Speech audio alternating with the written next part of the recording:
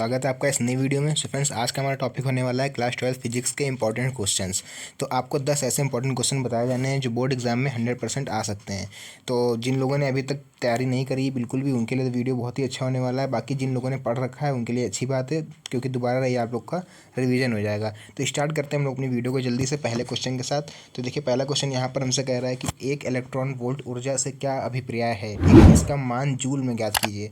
तो ये ऐसे क्वेश्चन है जो आपसे 3 नंबर, 5 नंबर और 4 से 5 नंबर में अक्सर पूछे जा सकते हैं। इसका आंसर देख लेते हैं हम लोग जल्दी से,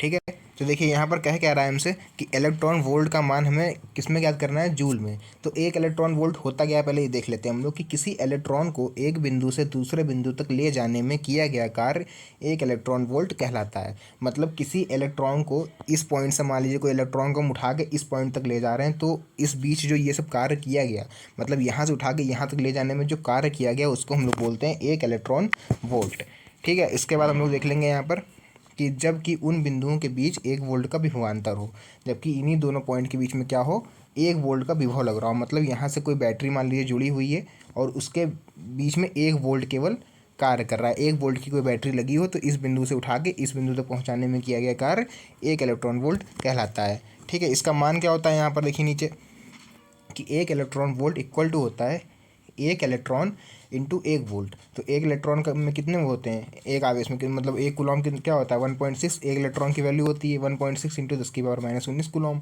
इंटू 1 वोल्ट। तो हमारा जो आंसर आ जाएगा इलेक्ट्रॉन वोल्ट, तो जूल में आ जाएगा 1.6 इंटू 10⁻⁻19, ठीक है। तो ये पहला क्वेश्चन मेरा खत्म हुआ। अब देख लेते हैं हम दूसरा क्वेश्चन।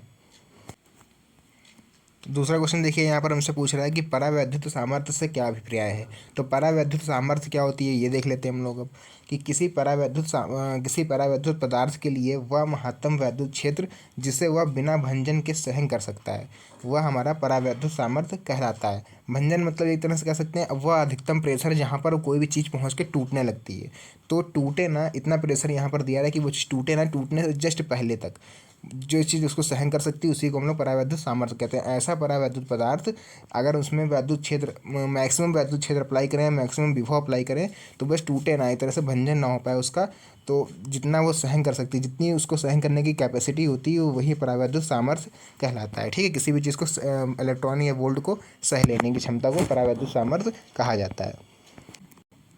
फिर देखिए, उसके बाद यहाँ पर कह रहा है कि इलेक्ट्रॉनों के अनुगमन वेग तथा अपवाह वेग, मतलब इलेक्ट्रॉनों के अनुगमन वेग को ही हम लोग क्या बोलते हैं, अपवाह वेग, ठीक। से क्या तात्पर्य है, तो इलेक्ट्रॉनों के अनुगमन वेग से क्या तात्पर्य है, हम लोग इस आगे देखने वाले हैं इसके आंसर में। तो देखिए, अनुगमन वेग यहाँ पर हमसे कह रहा है, ठीक है। तो अनुगमन वेग क्या है, पहले तो ये पता होना चाहिए हमको क्या होता है, पढ़ लेते हैं जरा। देखिए, एक बार बता दें आप लोग कि अनुगमन वेग और अपवाह वेग दोनों एक ही चीज़ होती हैं, ठीक है। इसकी डिफिनेशन देख लेते हैं, क्या है कि इलेक्ट्रॉनों को प्राप्त वह सूक्ष्म नियत वेग जो मुक्त इलेक्ट्रॉनों को तार की लंबाई के अनुदिश उच्च विभव वाले सिरों की ओर गति के लिए प्रेरित करता है, तो वो हमारा क्या कहलाता है, अनुगमन वेग। मतलब यहाँ पर कहने का मतलब ये है इस डिफिनेशन का कि इलेक्ट्रॉनों को प्राप्त वह सूक्ष्म व नियत वेग। अब एक एग्जांपल, आप लोग एग्जांपल समझिए इसको। मान लीजिए ये कोई लंबाई का तार है, ठीक है, जिसका यहाँ पर क्या है, यहाँ पर लिख दे रहे हैं हम लोग माइनस, मतलब यहाँ पर विभव जो है, विभव का मान जो वो कम है, तो यहाँ पर हम लोग लिख दे रहे हैं प्लस, मतलब विभव का मान क्या है, ज़्यादा है। तो ये जो पॉइंट होगा मेरा, ये इसको हम कहलाएंगे उच्च विभव वाला, और ये जो मेरा पॉइंट होगा इसको हम लोग कहेंगे निम्न विभव, ठीक है। तो मान लीजिए सपोज करिए यहाँ पर मेरा कोई इलेक्ट्रॉन है, ठीक है, कोई इलेक्ट्रॉन है, तो यहाँ पर कोई बैटरी लगी हुई है जिसको हमने इससे जोड़ रखा है, तब तो हमारे यहाँ पर करंट फ्लो हो रही है इस तार में, है ना। तो कहने का मतलब क्या है यहाँ पर, वो समझिए कि यहाँ से कोई इलेक्ट्रॉन है मान लीजिए, ठीक है, यहाँ से इलेक्ट्रॉन चल के कहाँ आएगा, यहाँ, ठीक है, अब यहाँ पहुँच गया इलेक्ट्रॉन। तो ऐसा नियत वेग, मतलब वह कम से कम जो स्पीड है, क्या स्पीड उसकी रखी जाए इस इलेक्ट्रॉन की, कि वो एकांक लंबाई वाला जो अनुदिश तार है यहाँ पर, उसके उच्च विभव के सिरे पर पहुँच जाए। मतलब कहने का मतलब ये जो यहाँ पर ये इलेक्ट्रॉन है, इसको हम लोग कितना वेग दें, कम से कम वेग दें कि वो इस तार के उच्च विभव वाले सिरे तक पहुँच जाए, उसको ही यहाँ पर अनुगमन वेग कहा गया है, ठीक है। तो ये देखेंगे यहाँ पर लिखा हुआ है कि विभव वाले सिरे की ओर गति के लिए प्रेरित करता है, जिसको हम लोग अनुगमन वेग कहते हैं। तो देख लेते हैं अपना अगला क्वेश्चन। तो अगला क्वेश्चन यहाँ पर हमसे कह रहा है कि विभव मापी को आदर्श वोल्ट मीटर क्यों कहते हैं। तो मतलब विभव मापी को आदर्श वोल्टमीटर क्यों कहा जाता है? विभव मापी मतलब इसको अगर हम बोलें तो इंग्लिश में इसको वोल्टमीटर बोलते हैं, ठीक है।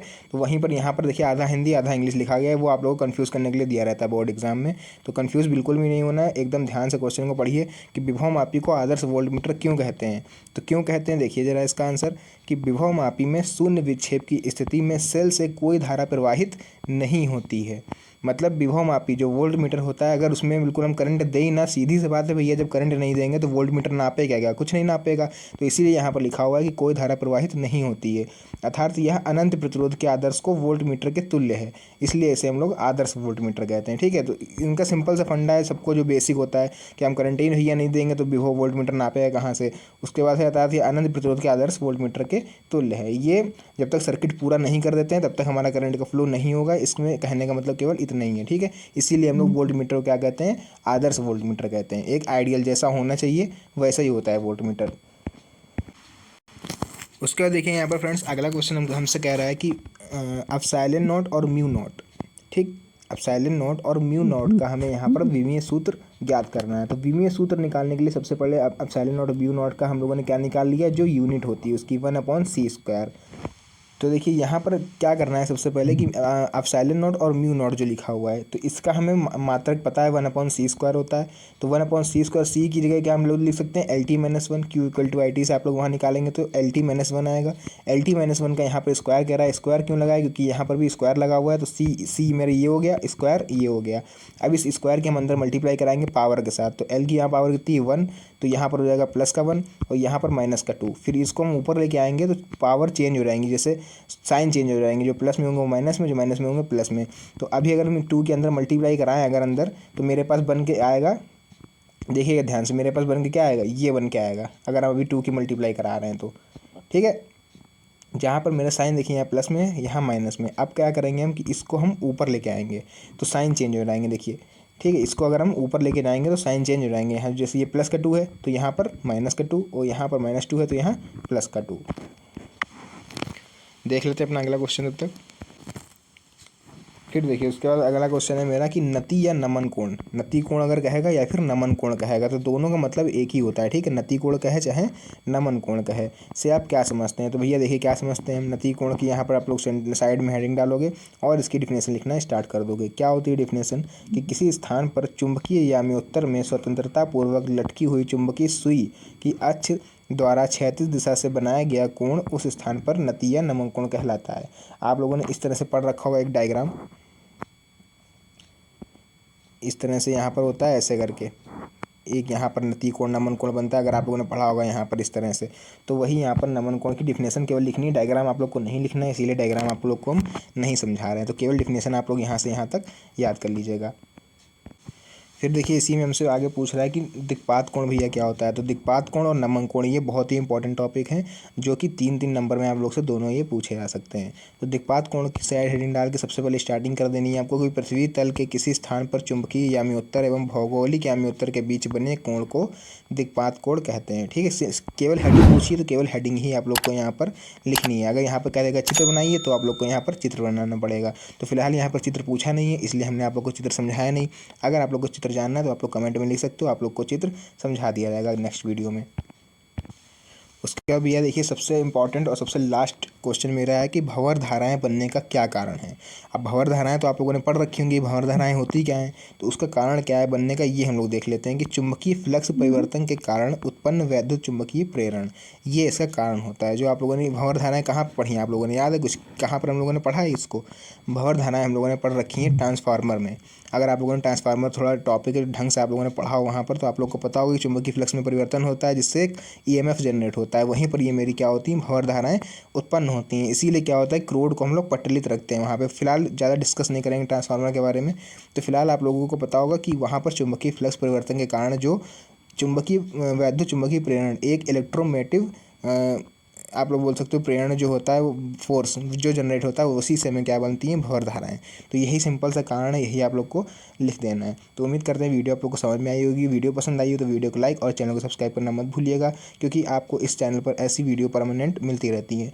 मिलते हैं नेक्स्ट वीडियो में बहुत ही इंटरेस्टिंग टॉपिक के साथ, तब तक के लिए धन्यवाद।